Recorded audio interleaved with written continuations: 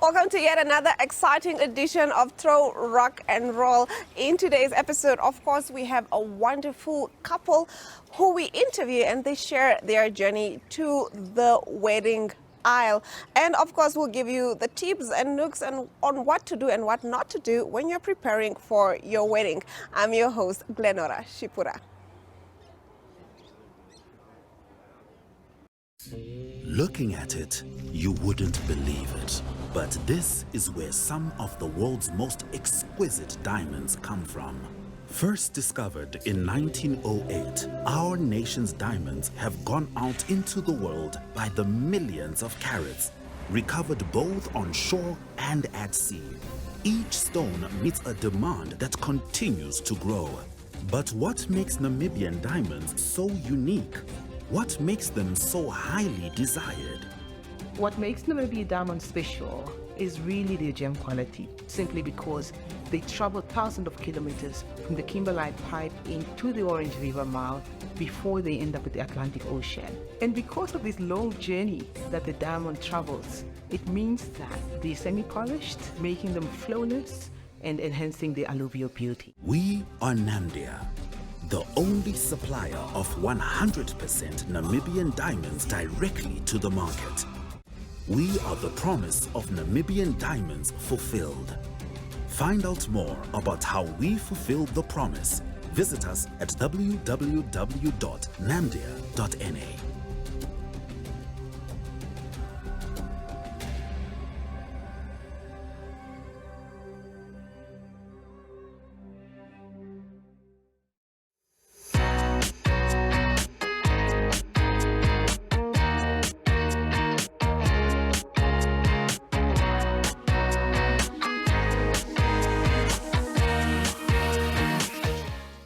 Today we head to the Kayova River Lodge just outside of Rundu, thanks to Nikano Nangola who contributed to this video. Let's take a look. I'm Louisa. I'm from Kayova River Lodge. We are also a community-based project. So all the profit we make goes back to our orphanage, kindergarten and water project. So that is our reason why we are here and we are trying to do good. We can host a different variety of events like baby showers, birthday, anniversaries, engagement and weddings. Depending on the availability and the guests we already have been booked. Normally we don't mix a event with guests in the lodge because the music and it doesn't work. So yes, for big like weddings, which people want to stay, they have to book out the whole lodge. And then we just focus on the wedding. So it depends on availability. If I already have guests and I cannot move them to fit the event, then unfortunately we will not be able to assist with a venue. Yes, for weddings, and we have one that's coming on the 10th of December. We struggle a bit where we are with props, decorations and stuff. So what I normally do is I will let the people come before the time. We check out the venue and then we discuss what can I give and what should they assist me with, because the couple I have now is coming from Windhoek. So our arrangement is like the decor, they will help me with like overlays and flowers is a problem in the Kavango East. So we either use leafy or fairy lights or something like that. If someone wants something else, they should bring it. Okay. Yeah, but we make an arrangement and we work out the whole planning. It's beautiful in nature. So nature lovers, it's peaceful and quiet. And I think it's romantic. And we've got the best sunsets and sunrise. And then now, this time of the year, we've got hippos in the river. So it's beautiful. It's just a beautiful place. Yes. Okay. There's one that I use for, or want to use for a honeymoon suite. It's a little little chalet with a little kitchenette and also a very nice view. The inside is finished, the outside has been painted, so it's furnished already. The only thing we have to do is just fix the fence, and the stoop, the veranda, needs to be tiled. So then there is like a very private little chalet with a little kitchenette and a seating area inside, outside, and a nice shower and king size bed. Yes. If that's why I said it's 40 people. The planner can assist, but now at this stage I'm arranging. If there's a wedding, I see that I'm here, and I work and I plan with the couple. Yes. Yes, that all. When I discuss the whole wedding plan, normally a couple have a budget. So what I do is to see how we can work together to give them what they can afford and what I can give for the price. So we are really, it's not fixed.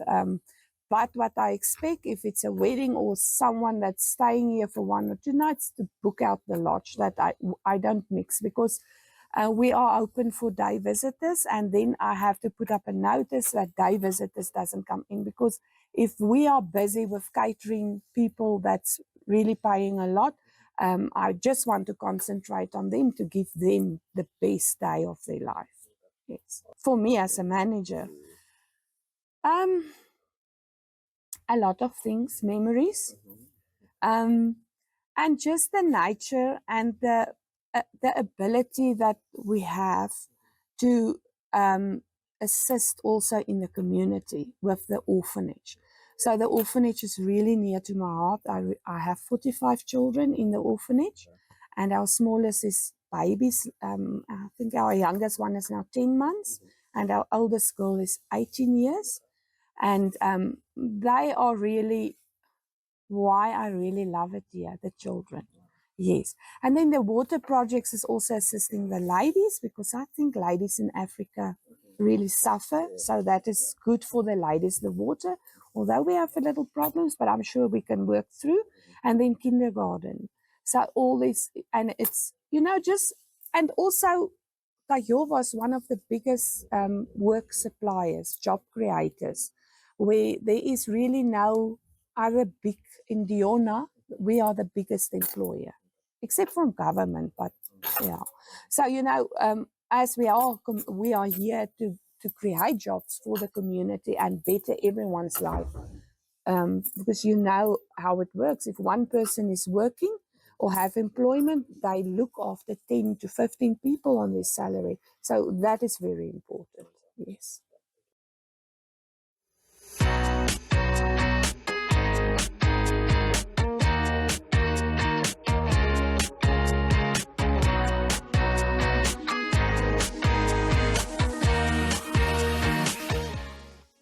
Jerry and Hoff spoke to Hantie Johnson of Sage by Hantie. Let's take a look.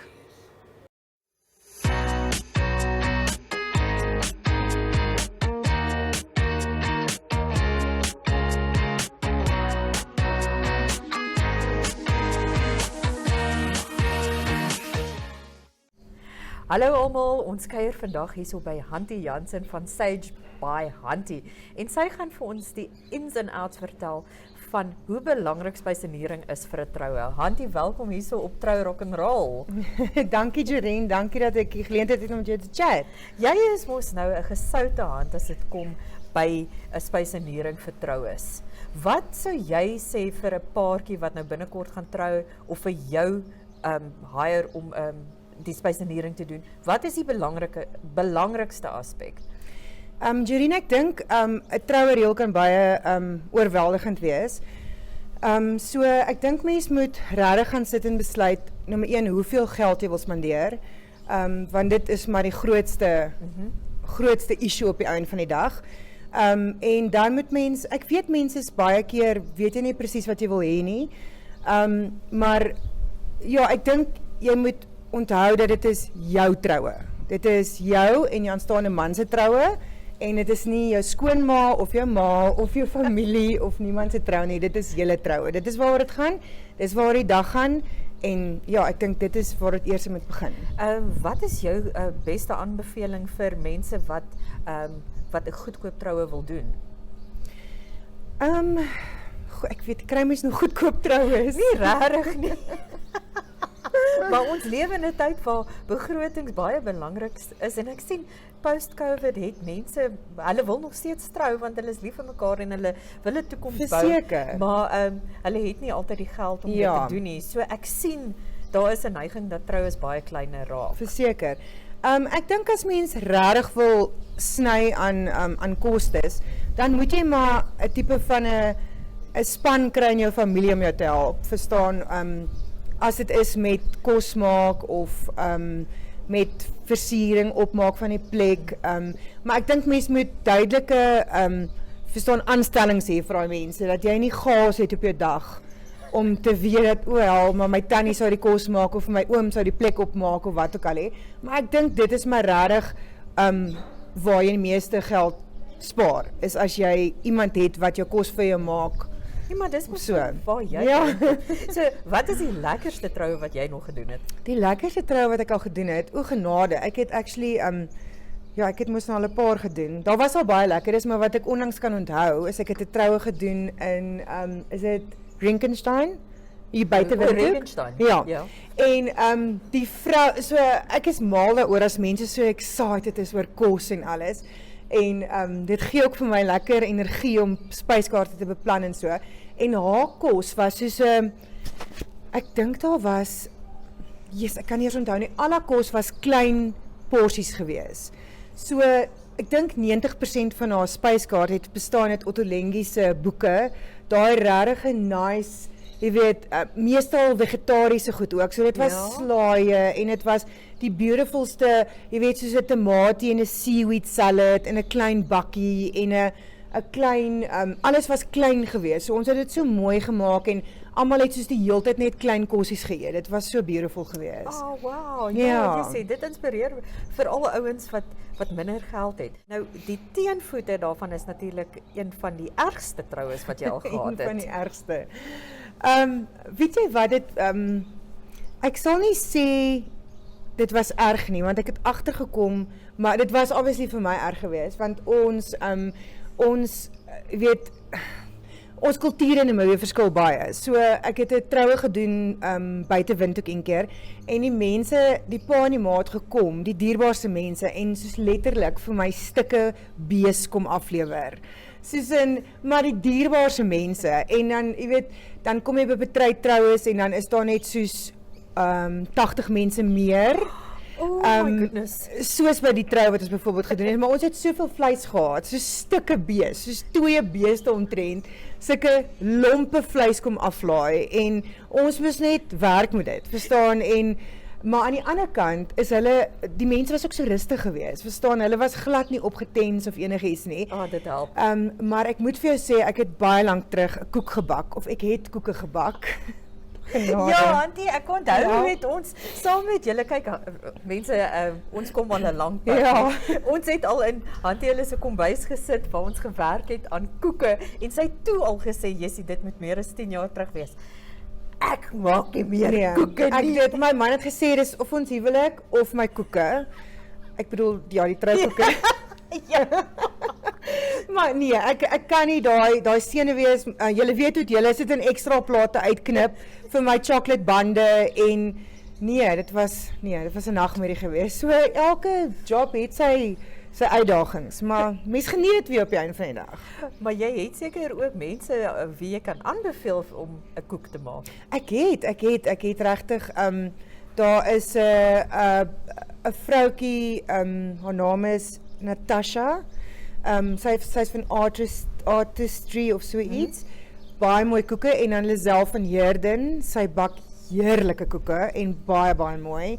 So ek werk met hulle twee op die oomblik en as ek koeke nodig het en so, maar dis lekker dat mens kan outsource in Windhoek. Ja, gelukkig is daar baie talent. Ja. Wat is julle volgende troue waaraan aan julle werk? Volgende troue, ek het actually 'n paar kwotasies uitgegee. Ook vir bruide is baie into soos pizza troues nou. Jy weet, hulle wil pizzas hê op hulle troue. So ons doen hierdie nice jy weet pizza bars, maak 'n klomp pizza, sit toppings Sjoe, uit, dis- bakkie pizzas. En dan wat ook lekker is hulle hou ook van hierdie verskillende soos food stations. Ja. So sê nou maar Amerikaanse stasie en 'n braaistasie en 'n so dit is verskillende kwotasies wat ek nou uitgegee het. En dan natuurlik is daar die tradisionele, jou lekker pampoenkoekies, jou heerlike bout, jou braailam, al daai dinge. So Dit hang ja, maar af wat die dit hang af paartjie wat wil hulle hê. wil hê, ja.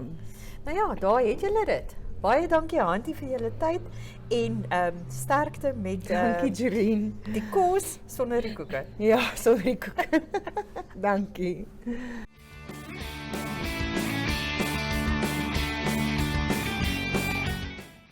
Namdia handed over $10,000 million worth of goods to the Babies Cry Foundation, the beneficiaries of the winning bridal couple charity of their choice. Let's take a look.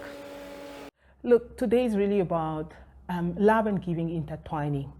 As Namdia, we say we are in the business of love. Our industry revolves around bridal and an engagement. And this is why we opted to partner with NMH on this very beautiful sponsorship and partnership. As you know, Namdia is a sales and marketing agency on behalf of the government. So we are responsible and trusted to handle and market 100% unaggregated Namibian diamonds to the world global value chain. So for us, when we identified the opportunities for smart partnership, we really look at value chain optimization. And that's why today I'm wearing Mining for Good, because we see ourselves as part of the mining value chain. So allow me to extend a warm welcome again, Mr. and Mrs. Iyambo, our winning couple for the Bridal Year competitions. Your victory was very well deserved, and we just sincerely hope that your journey as husband and wife has been wonderful, has been lived, and the honeymoon is still continuing. Your participation to the bridal couple competition, which brought you today here as winners, really is testimony that you have become ambassadors of kindness and compassion. So we are delighted to really witness this handover of 10,000 worth goods of donations for your chosen and deserving charity, the Baby Cries Foundation.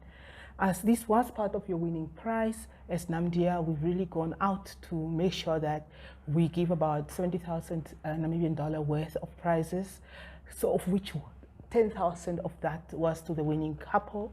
And then in addition to that was also the 5,000 voucher. We also did go out to give the second runner-up and the first runner-up as well some vouchers. So we did look after everybody in the competition. Lastly, I just wish to reiterate Namdia's commitment to supporting initiatives that uplift our communities.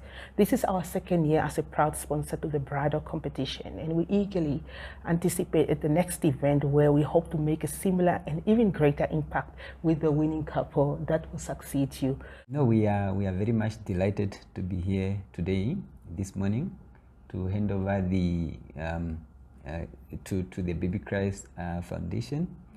It was such a journey, and I felt we took a bit longer to select the winning organization and hand over these things. So, but before going in depth, I really just want to thank NMH for the competition.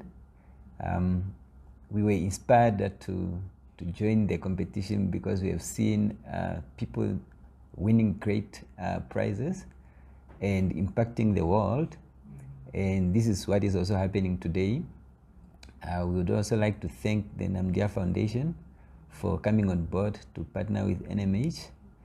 And we would also like to thank the Babies Cry Foundation for responding to our call. So what happened is that we sent out a call on our social media asking for foundations to submit a letter and their registrations, and then we looked at the submitted entries, and the Baby Christ Foundation really touched our heart. because we love kids. We love kids. We have a beautiful baby boy who's turning 3 in December. So I guess that is the reason. So we went to our honeymoon, sponsored by NMH, to the Caribbean. Yes, we were in Barbados, also watched the Cricket World Cup. So that was beautiful. We had fun, and we enjoyed ourselves, and we are very, very much happy. My name is Elizabeth, and I'm the coordinator for Baby's Cry Foundation, Windhoek. How I applied for this donation, it was just by passing. I just saw the advert, and then I applied. So this is a dream come true. We are really fortunate and happy to be here this morning. Baby's Cry Foundation is a non-profit organization, Christian-based non-profit organization that was started with the aim of reducing baby dumping, infanticides, abortions, school dropouts, and teenage pregnancy, school dropouts due to teenage pregnancy, and also to support the well-being of pregnant women and mothers. The vision was birthed from a broken, buried, but not forgotten, terminated pregnancy story that later became the fuel that burns the passion in responding to women in pregnancy crisis experiencing little or no support at all. We have a range of services that we offer, and that's pre- and postnatal education, women's health, mental health, counseling, nutritional assistance, child care support, maternity bag drives, home visits, hospital visits, mentorship, and community development. Okay, and then this donation will contribute to the maternity bag drive, which offers the mommy and baby clothes, blankets, toiletries, milk, and food. So these donations will add to the clothes and the blankets and the food that we already have. For the maternity drives, we work in collaboration with the Katutura Hospital to identify the women that are struggling, the women that are unemployed, and they can't take care of themselves and their babies. So they identify them, and we work with the hospital. So what we do is we get a list of all these women, and we go in the impoverished areas of Windhoek. That's in Kilimanjaro, in Havana, Hakahana, Okuriangava, in all those areas. We visit the mommies individually at their homes, and then we hand over the donations. And we also just support them and counsel them. And as we go out, we find that most of the mothers are really, they feel unsupported. Either their boyfriends or husbands are not really being there for them and so forth. So we are really just there to strengthen them and to support them and to give them hope and empower them.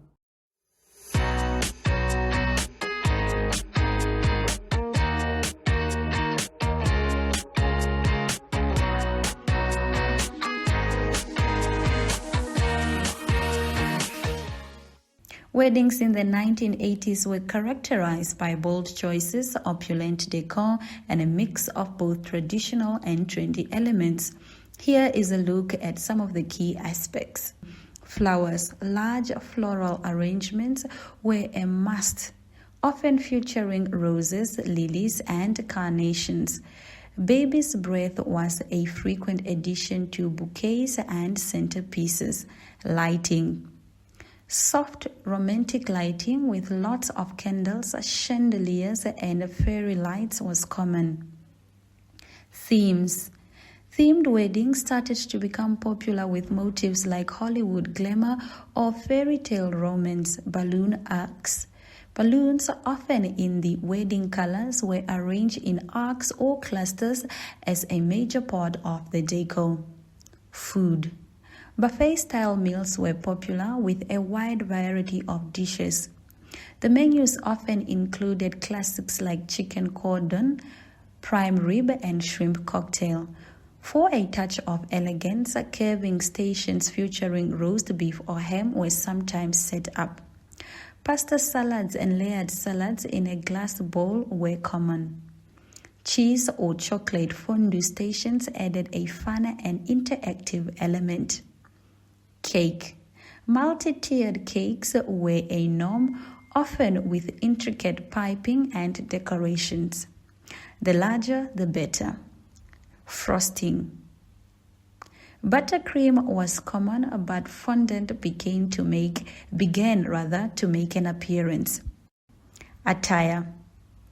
The bride. The 1980s were known for their dramatic bridal gowns with a large puffed sleeve, layers of lace, and lots of tulle.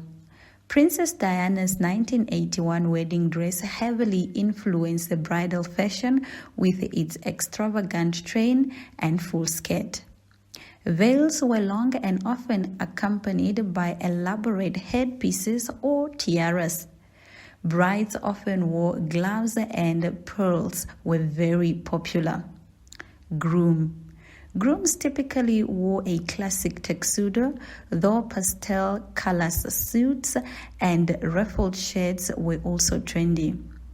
Both were popular, often coordinating with the wedding color scheme. Bridal party. Bridesmaid. Bridesmaid dresses often matched the wedding colors and featured similar styles to the bride's gown with a puffy sleeve and flowing skirt. The overall wedding vibe. The 1980s wedding aesthetic was a blend of excess and tradition, with a focus on making a bold statement while still adhering to classic elements. It was a decade where more is more, with an emphasis on grandeur and personal experience.